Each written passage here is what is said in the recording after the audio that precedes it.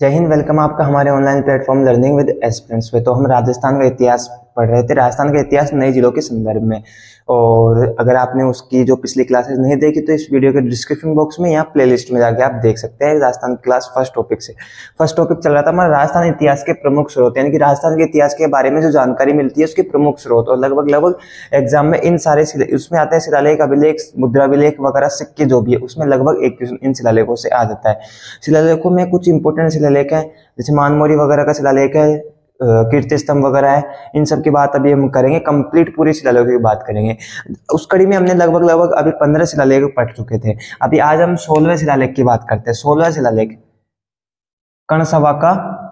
कर्णसभा का शिलालेख। कर्णसभा का शिलालेख ध्यान रखना। कर्णसभा का शिलालेख, इसमें ध्यान रखना कैसे याद करना है आपको। कर्णसभा का शिलालेख कब का है? पहले सबसे पहले तो इसकी सन। कर्णसभा का शिलालेख 738 ईस्वी का। 738 ईस्वी का। 738 ईस्वी का कर्णसभा का शिलालेख 738। कर्णसभा गांव में एक मंदिर है, शिव मंदिर। कर्णसभा गांव में शिव मंदिर की दीवार से प्राप्त है। कर्णसभा गांव का है। कर्णसभा का शिलालेख, कर्णसभा मंदिर शिलालेख। और कर्णसभा कहाँ है? कर्णसभा है कोटा में। कहाँ पे? कोटा में। 738 ईस्वी का शिलालेख है। ठीक है, देखो अधिकतर शिलालेखों की ध्यान रखना। राजस्थान में जितने 90% शिलालेख है ना, ये शॉर्ट ट्रिक है याद करने की। ठीक है, स्मार्ट वर्क कीजिए। तो जितने भी शिलालेख है ना उसमें से लगभग जो मंदिरों से प्राप्त शिलालेख है, उन मंदिरों से प्राप्त शिलालेखों का 90% जो शिलालेख है उनकी भाषा फिक्स है, संस्कृत भाषा में होगी। तो ऐसे ट्रिकों से याद करना सीखिए। इसकी भाषा संस्कृत भाषा, ये ध्यान रखिए। ठीक है, 90% शिलालेखों की भाषा संस्कृत है। पूरी 100 नहीं, 90% शिलालेखों की भाषा जो मंदिर से प्राप्त है उन शिलालेखों में, तो इसकी भाषा है संस्कृत। मौर्य वंश की जानकारी देने वाला शिलालेख। राजस्थान में मौर्य वंश की जानकारी देने वाला शिलालेख मौर्य राजा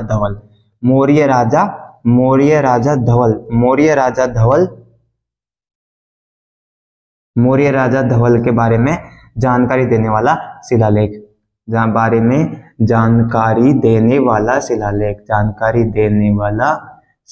मौर्य राजा धवल के बारे में जानकारी देने वाला शिलालेख। और राजस्थान में मौर्य शासकों के बारे में जानकारी देने वाले अंतिम शिलालेख है कर्णसभा का शिलालेख। इसके दो ही इंपोर्टेंट पॉइंट है। ठीक है, कर्णसभा का शिलालेख, एक तो मौर्य राजा धवल के बारे में जानकारी देने वाला शिलालेख, और दूसरा है राजस्थान में इसकी इंपोर्टेंट बारी, राजस्थान में मौर्य शासकों के बारे में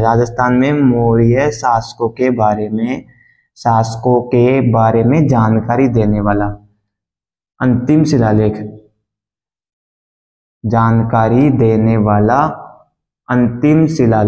है कर्णसभा का शिलालेख।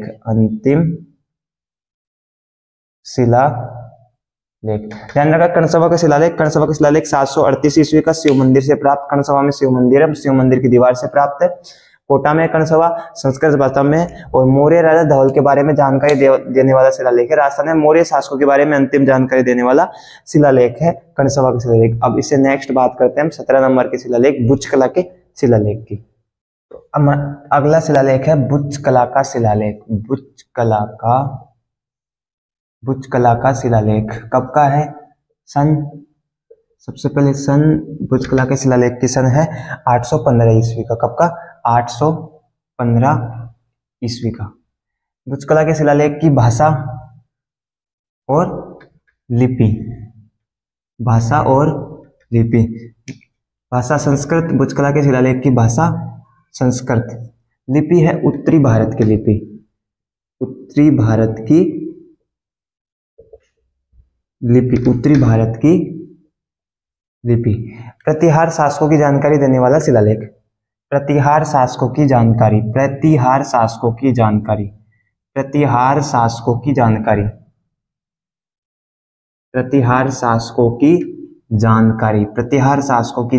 देने वाला शिलालेख। प्रतिहार शासकों की जानकारी देने वाला शिलालेख कौन सा है? बुच्चकला का शिलालेख।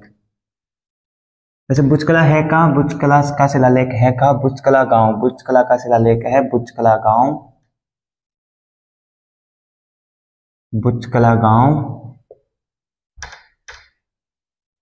जोधपुर में। बुच्चकला गांव जोधपुर। प्रतिहार वंश की जानकारी देने वाला शिलालेख बुच्चकला का शिलालेख, जिसकी भाषा संस्कृत है, उत्तरी भारत की लिपि। इसमें कुल कितनी पंक्तियां हैं? इसमें कुल 20 पंक्तियां यानी कि 20 लाइन है, 20 पंक्तियां है, यानी कि एक शिलालेख बुचकला गांव से प्राप्त। इसमें कुल कितनी पंक्तियां हैं? 20 पंक्तियां है, ऐसे 20 लाइनें हैं। कौन से शिलालेख से? बुचकला का शिलालेख। ठीक है, अब नेक्स्ट बात करते हैं हम जो चाक्षु प्रशस्ति है। प्रशस्ति मतलब किसी की प्रशंसा में लिखा गया शिलालेख या लिखे गए लेख, उसे प्रशस्ति बोलते हैं। तो नेक्स्ट है चाक्षु या चाक्षु की प्रशस्ति। चाक्षु या चाक्षु की प्रशस्ति ये बुचकला से पहले की है। बुचकला की शिलालेख जो प्राप्त है उससे पहले की 813 ईस्वी की, 813 ईस्वी की चाक्षु या चाक्षु प्रशस्ति। चाक्षु या चाक्षु वैसे आपको पता जयपुर में है, कहाँ है? जयपुर में। और चाक्षु में प्रसिद्ध मंदिर है जो आप कमेंट करके बताइए किसका है। ठीक है, 813 ईस्वी का है। एक तो इसके प्रशस्तिकार, एक इसके उत्कीर्णकर्ता तो है इसके कौन? माइल। चाक्षु या चाक्षु प्रशस्ति के उत्कीर्णकर्ता कौन है? माइल। और प्रशस्तिकार क्या है इसके? प्रशस्तिकार यानी कि इसके लेखक, और लेखक कवि थे एक जिनका नाम था कायस्थ, वो इसके लेखक थे। ठीक है, चाक्षु या चाक्षु प्रशस्ति 813 ईस्वी की है। चाक्षु का है जयपुर में, जिसके प्रशस्तिकार कायस्थ और उत्कीर्णकर्ता माइल है। जानकारी किसके देती है? राजस्थान में गुहिल वंश की जानकारी देने वाली, प्रशस्तियां देने वाली जानकारी राजस्थान में किसकी? गुहिल वंश की जानकारी, गुहिल वंश की जानकारी क्या प्राप्त होती है इससे? राजस्थान में गुहिल वंश की जानकारी। तो छोटी सी एक वो है, इसके बाद में ध्यान रखना इसमें कौन सा मंदिर है, चाक्षु में कौन सा मंदिर है, करंट उसका आर्ट एंड कल्चर का क्वेश्चन है। ठीक है, अब इसके बाद में हम नेक्स्ट बात करते हैं घटियाला के लेख की। तो अब है घटियाला का शिलालेख। घटियाला का शिलालेख, घटियाला का शिलालेख, घटियाला का शिलालेख 861 ईस्वी का। कब का? 861 ईस्वी का। घटियाला कहाँ है? घटियाला गांव जोधपुर। कहाँ पे है? घटियाला गांव जोधपुर। घटियाला, एक ध्यान रखना जो चाक्षु है वो न्यू जयपुर में आ गया। जयपुर ग्रामीण जो नए जिले बने उसके आधार पर जयपुर ग्रामीण में चाक्षु। ठीक है, तो घटियाला गांव जोधपुर में। भाषा किसी? घटियाला गांव जोधपुर, एक इसकी भाषा और एक इसके रचयिता और उत्कीर्णकर्ता।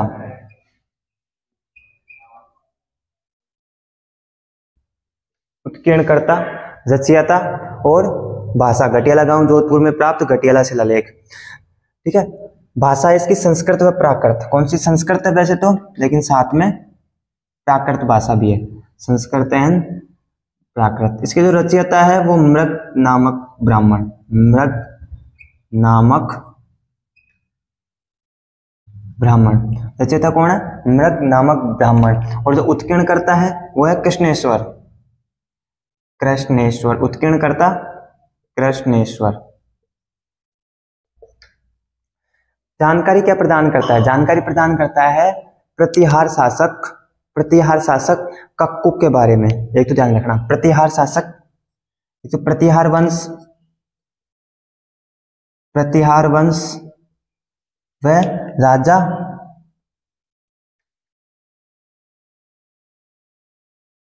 कक्कुक। प्रतिहार वंश व राजा कक्कुक के बारे में जानकारी, एक तो के बारे में जानकारी, साथ में जानकारी प्रदान करता है। एक ये इंपॉर्टेंट क्वेश्चन भी है, मृग जाति के ब्राह्मणों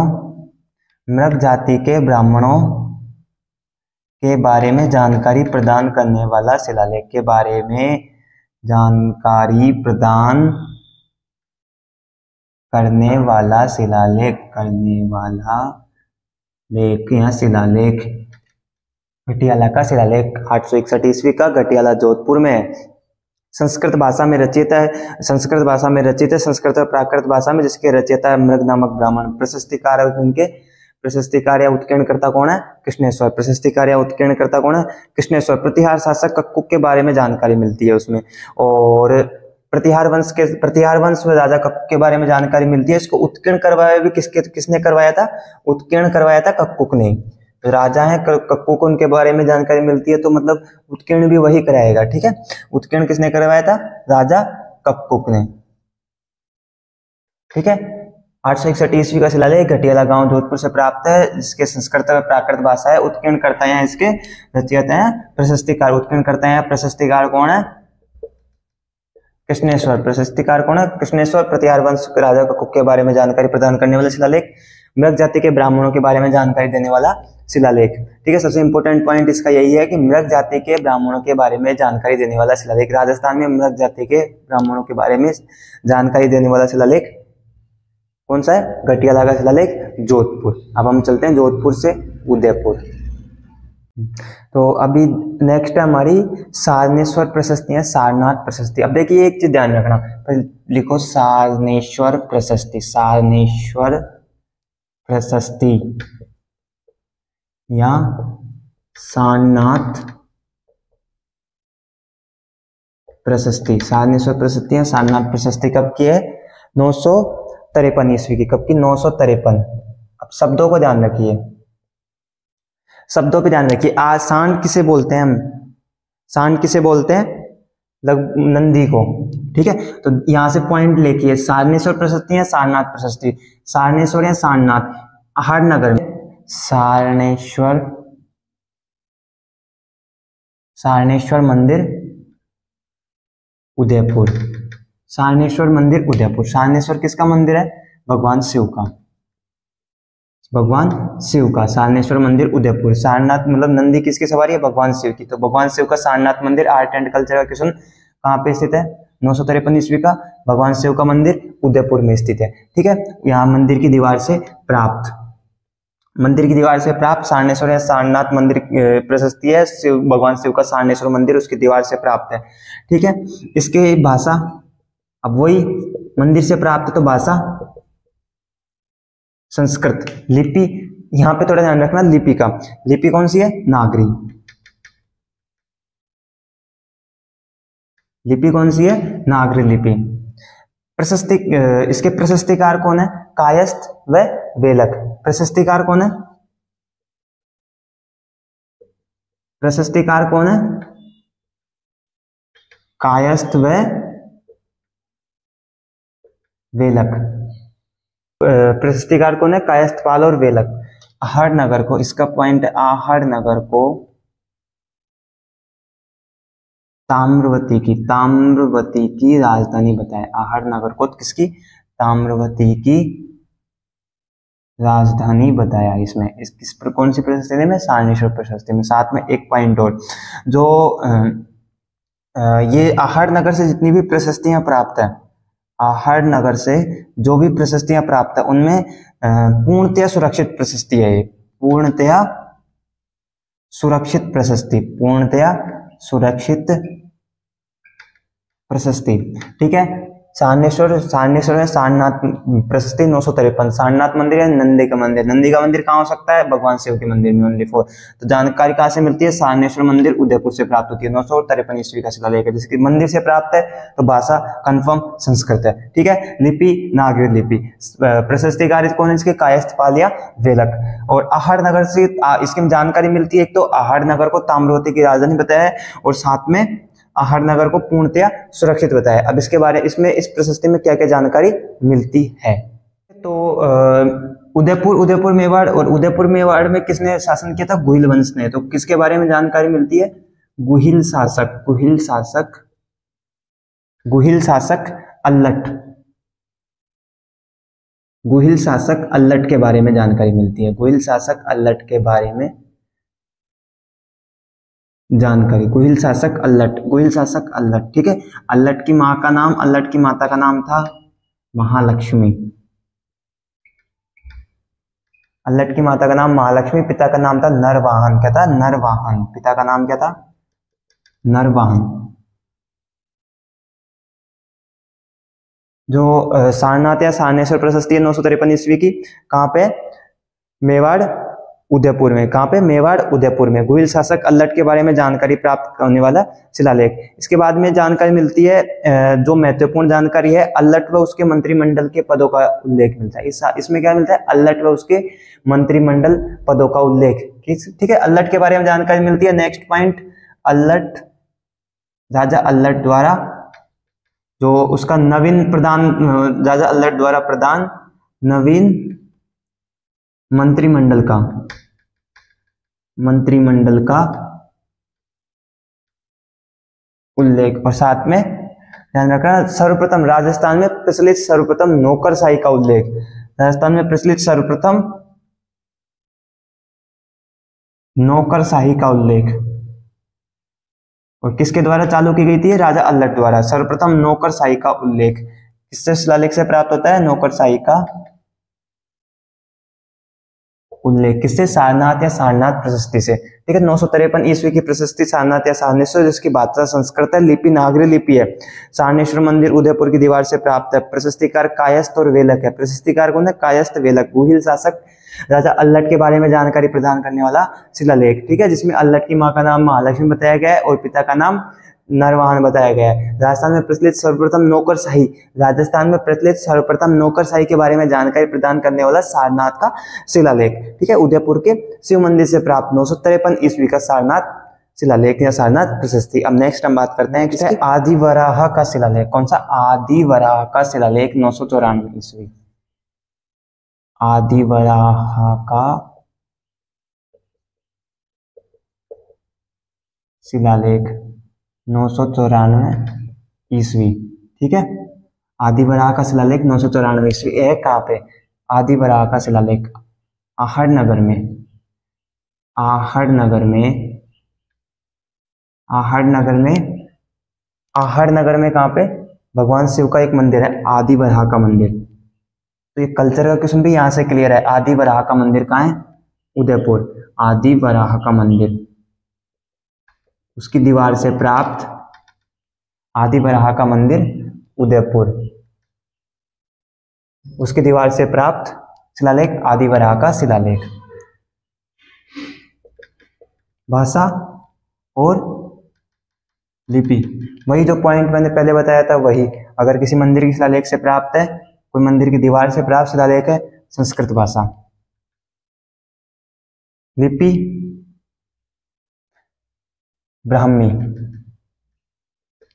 ठीक है, इसके बाद इसमें जानकारी मिलती है आहड़नगर की। सबसे पहले तो इसमें आहड़नगर को समृद्ध नगर बताया। कौन सा? समृद्ध नगर। आहड़नगर को एक समृद्ध नगर बताया गया। आदिवराह का जो शिलालेख है 994 ईस्वी का, इसमें आहड़नगर को समृद्ध बनाया है। ठीक है, और ये है कब का? ये है मेवाड़ शासक भर्तृहरि सेकंड के काल का। कब का है? मेवाड़ शासक भर्तृहरि सेकंड के काल का। मेवाड़ शासक भर्तृहरि सेकंड के काल का शिलालेख। मेवाड़ शासक भर्तृहरि सेकंड के काल का शिलालेख। आदिवराह का शिलालेख मेवाड़ शासक भर्तृहरि सेकंड के काल का शिलालेख। ठीक है, संस्कृत भाषा में उत्कीर्ण, जिसकी लिपि ब्राह्मी लिपि है। ठीक है, गंगोद्भव तीर्थ का एक इसमें इंपॉर्टेंट पॉइंट, इसका यही ध्यान रखना, गंगोद्भव तीर्थ का उल्लेख इस शिलालेख में। इसका हर शिलालेख की एक इंपॉर्टेंट पॉइंट होती है जो एग्जाम में आ सकती है, इसकी वही है गंगोद्भव शिलालेख, गंगोद्भव तीर्थ, गंगोद्भव तीर्थ। और ये शायद आरएस पिछली बार कोई से आरएस प्री के एग्जाम में आया हुआ था। गंगोद्भव तीर्थ का उल्लेख शायद 18 से पहले 16 वाली एग्जाम में गंगोद्भव तीर्थ का उल्लेख आदिवराह शिलालेख से प्राप्त है। और साथ में एक पॉइंट और इसका ध्यान रखना, वैष्णव धर्म के बारे में, वैष्णव विचारधारा के बारे में, वैष्णव विचारधारा के बारे में जानकारी।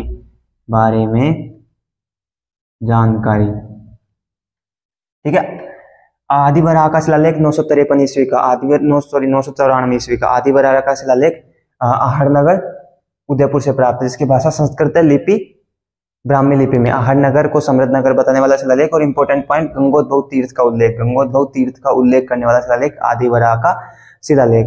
वैष्णव विचारधारा के बारे में जानकारी देने वाला शिलालेख। और अब आज का अंतिम शिलालेख की बात करते हैं हम, हर्ष की पहाड़ियां, हर्षनाथ का शिलालेख। तो अब लास्ट हर्षनाथ प्रशस्ति, हर्षनाथ प्रशस्ति 973 ईस्वी, हर्षनाथ प्रशस्ति 973। कहाँ पे हर्षनाथ प्रशस्ति 973? कहाँ पे? हर्ष की पहाड़ियां। कहाँ पे? हर्ष की पहाड़ियां। हर्ष की पहाड़ियों में एक मंदिर बना हुआ है, हर्ष की पहाड़ियों में एक मंदिर, यानी कि पहाड़ियों के बीच में भूमिगत एक मंदिर बना हुआ है, भूमि के अंदर पहाड़ियों के बीच में भगवान हर्ष का भूमिगत मंदिर, हर्ष का भूमिगत मंदिर, यानी कि एक शिव मंदिर बना हुआ है एक हर्ष की पहाड़ियों में, हर्षनाथ का हर्ष का भूमिगत मंदिर। और मंदिर की दीवार से प्राप्त है शिलालेख। और कहाँ है हर्ष की पहाड़ियां? हर्षनाथ का मंदिर सीकर में। ठीक है, हर्षनाथ की पहाड़ियां नहीं, सॉरी, हर्ष की पहाड़ियां। हर्षनाथ की पहाड़ियां तो अलवर में है, ध्यान रखना, हर्षनाथ की पहाड़ियां अलवर में है और ये सीकर में है। ठीक है,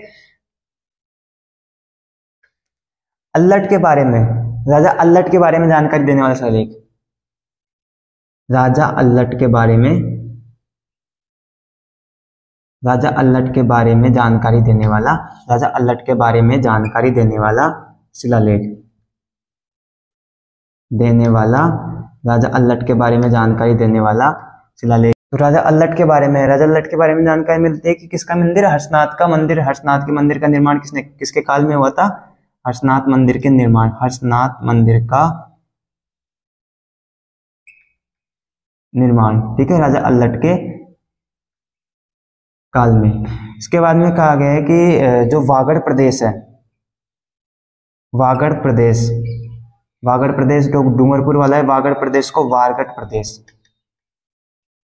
वारगढ़ प्रदेश का है। देखिए, हर शिलालेख में एक जो की पॉइंट होता है कि जो एग्जाम में आ चुका है, आने वाला होता है। तो इस एग्जाम में आने वाला, पहले आ चुके वाले एग्जाम, ये पॉइंट की पॉइंट यही है, वारगढ़ प्रदेश। ठीक है, वारगढ़ प्रदेश वाला, वागड़ प्रदेश वाला एग्जाम में आ चुका है पहले। वंश से वंशावली की जानकारी मिलती है हर्षनाथ प्रशस्ति में।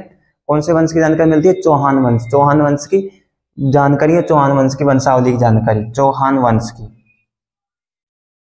चौहान वंश के शासकों की जानकारी या वंशावली, वंशावली की जानकारी। ठीक है, हर्ष की पहाड़ियां, जो हर्ष की पहाड़ियां हैं सीकर में, वहां से प्राप्त हर्षनाथ की प्रशस्ति, राजा अल्लट के जानकारी देने वाली, राजा अल्लट के काल में निर्माण हुआ था हर्षनाथ मंदिर का। अब जो हर्षनाथ की प्रशस्ति है, उससे एक इंपॉर्टेंट पॉइंट ये हो रहा है कि जो चौहान शासक हैं, चौहान शासकों को, चौहान शासकों द्वारा, चौहान शासकों द्वारा तोमर वंश को, तोमर वंश को, चौहान शासकों द्वारा तोमर वंश को हराने की जानकारी, युद्ध में तोमर वंश को हराने की जानकारी, हराने की जानकारी कहां से मिलती है? हर्षनाथ प्रशस्ति से। साथ में एक पॉइंट और लास्ट ध्यान रखना, चौहानों की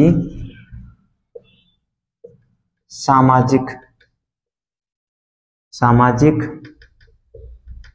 आर्थिक व राजनैतिक स्थिति का वर्णन, स्थिति का वर्णन। अच्छा, एक बात और ध्यान रखना, लास्ट हर्षनाथ मंदिर से प्राप्त है, तो इस शिलालेख की भाषा क्या होगी? जो प्रशस्ति, इसकी भाषा क्या होगी? संस्कृत। ठीक है, अब नेक्स्ट बच्चे शिलालेख हमारी नेक्स्ट क्लास में, तब तक के लिए जय हिंद।